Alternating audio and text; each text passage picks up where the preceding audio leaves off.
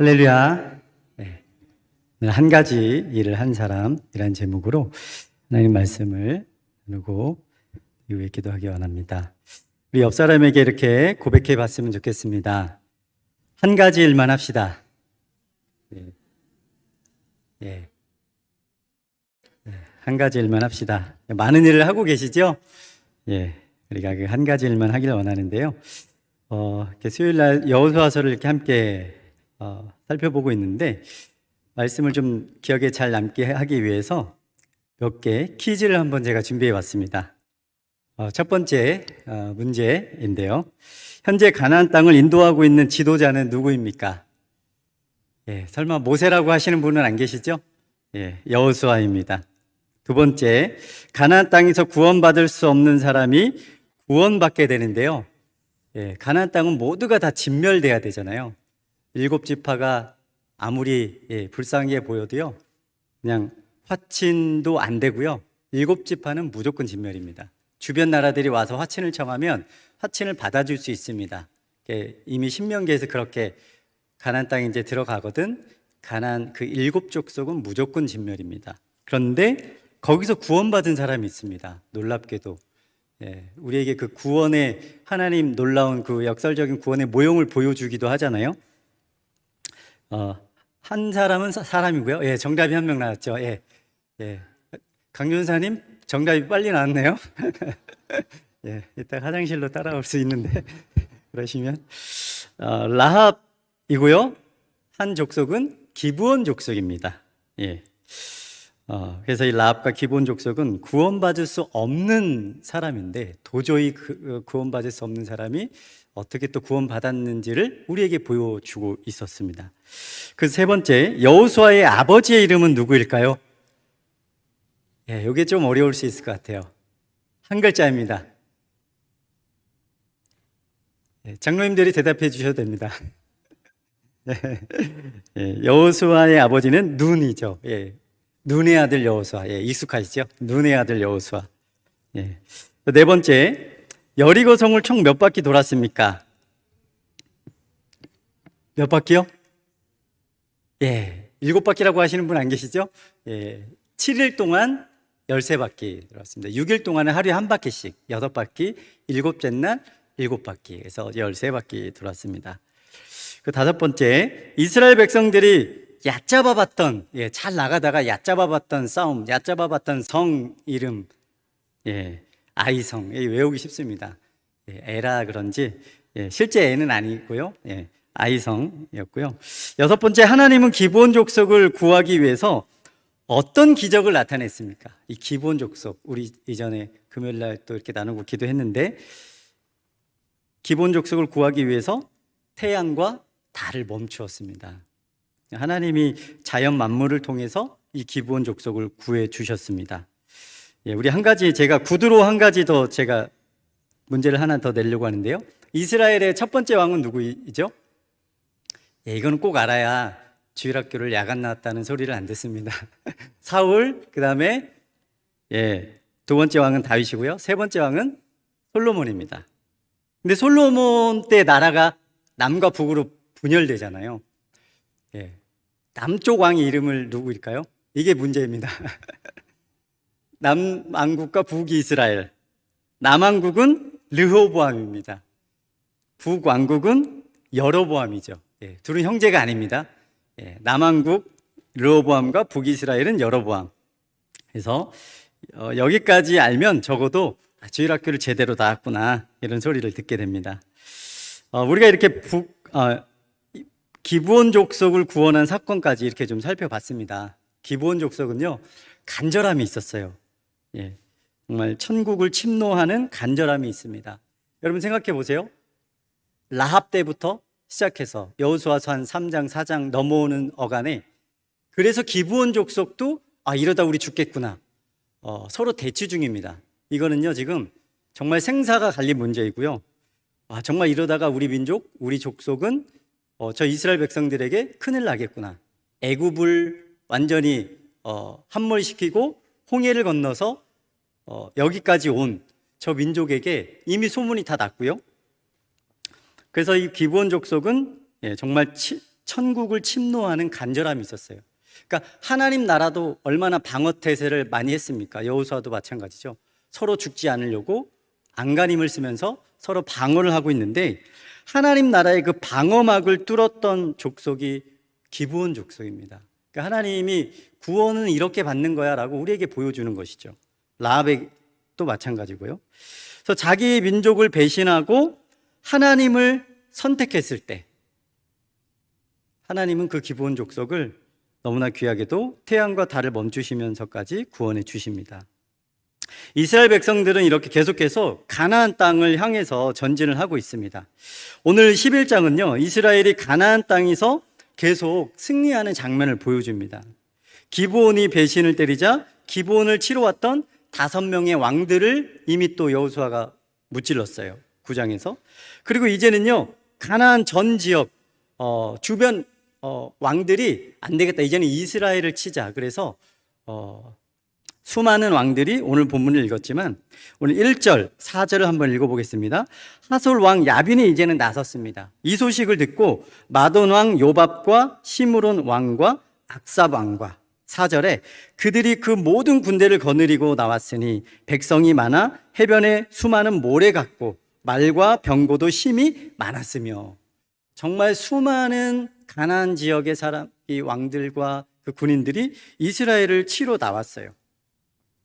온갖 왕들이 지금 이스라엘과 진을 벌이고 있습니다.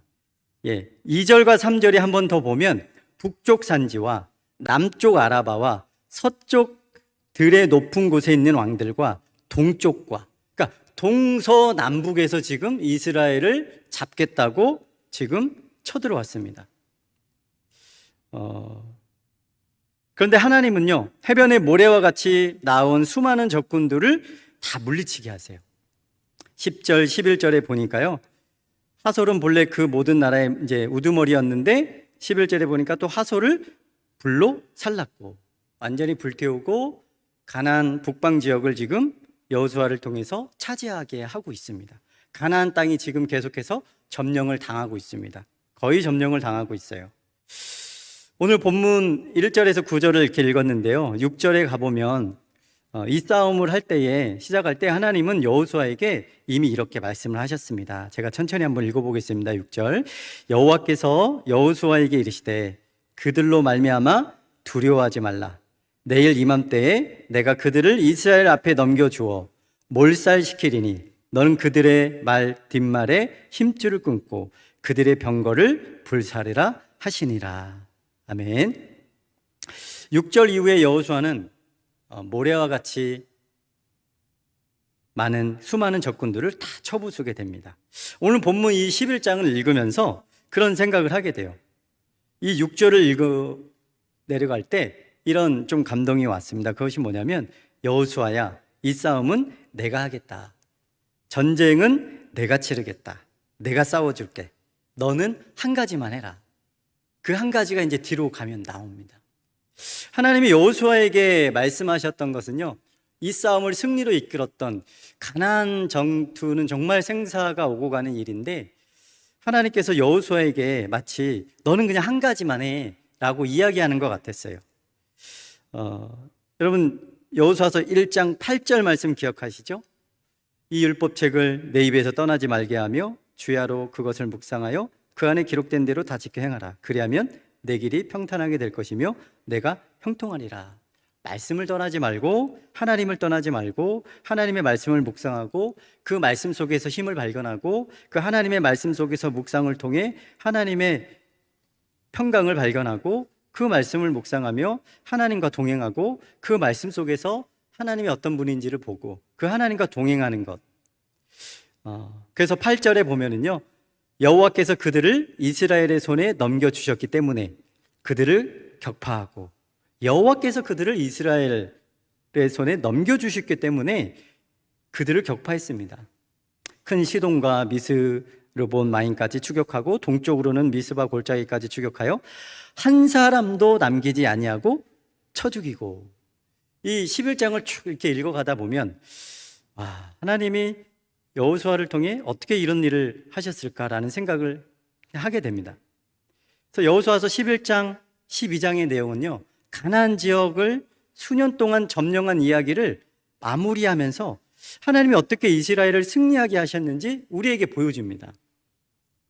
그래서 11장 오늘 이후에 읽은 본문 이후에 18절에 여호수아가 그 모든 왕들과 싸운 지가 오랫동안이라. 이제 좀 여호수아가 이제 곧 죽고요.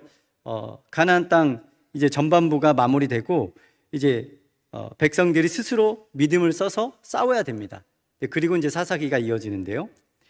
12장에서는요. 그동안 가나안 땅에 어떤 왕들을 진멸했는지 31명의 왕들이 쭉 나열되어 있어요. 여러분들 성경을 한 장을 넘겨보시면 하나는 여리고 왕이요, 하나는 베델 곁에 아이 왕이요, 하나는 예루살렘 왕이요, 하나는 헤브론 왕이요, 하나는 에글론 왕이요, 하나는 게셀 왕이요, 12장 24절 마지막 절에 하나는 드르사 왕이라. 모두 31왕이었더라. 하나님이 여호수아를 통해 이스라엘 백성들을 통해 다 진멸한 왕들이 이렇게 기록됩니다.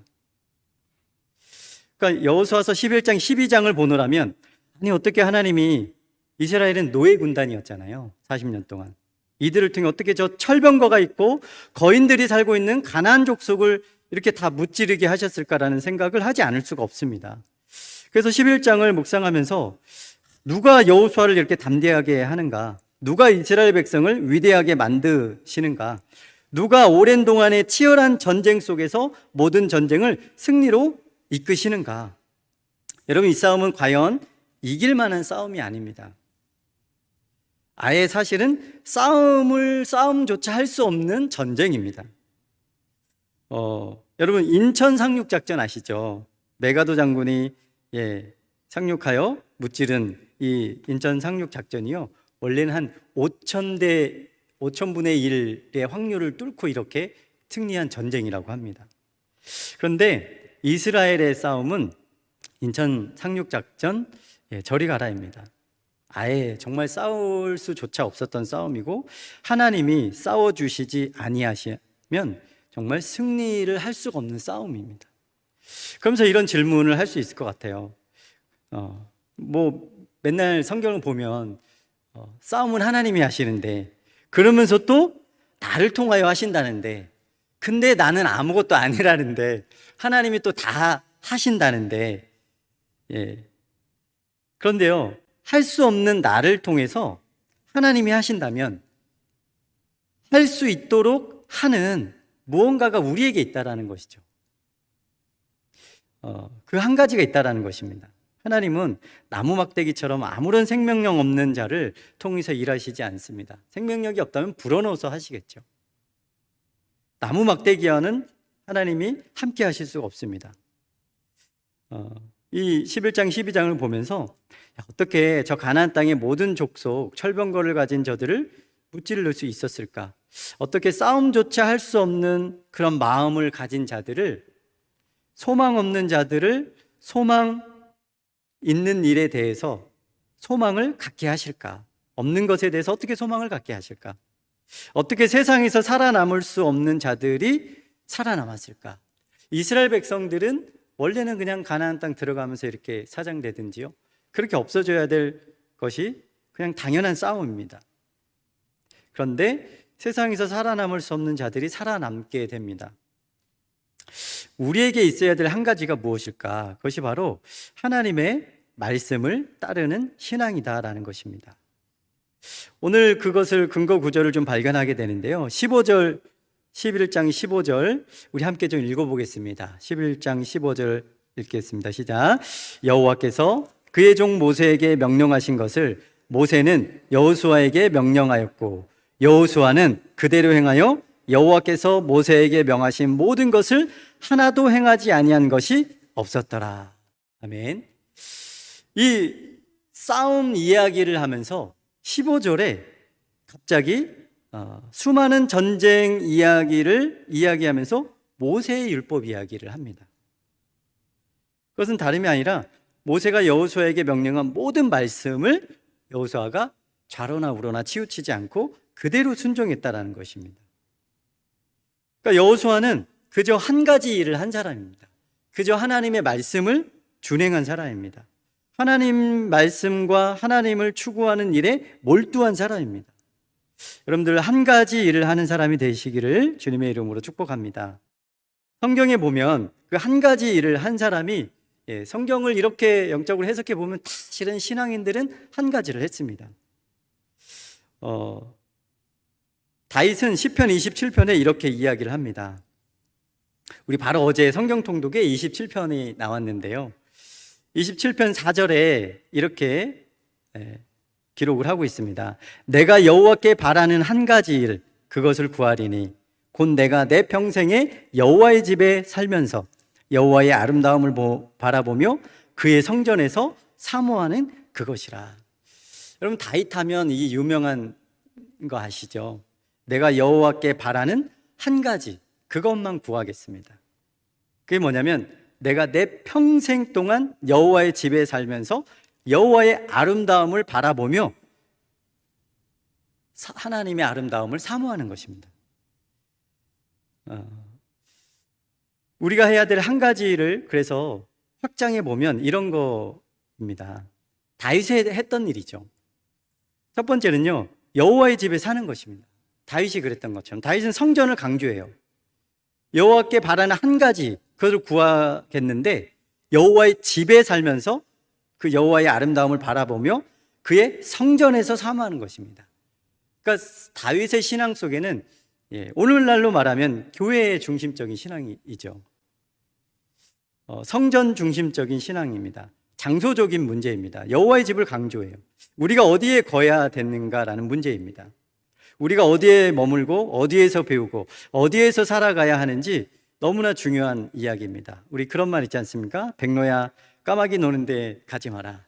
그러니까 어디에서 우리가 머무르고 어디에서 무엇을 배우고 누구와 어울려야 하는가. 여호와의 집에서, 교회에서 배우고, 교회에서 예배하고, 교회에서 즐거워하고, 교회에서 훈련하고, 교회에서 하나님을 바라보는 것입니다. 이 한 가지 일을 다윗은 놓치지 않았다라는 것이죠.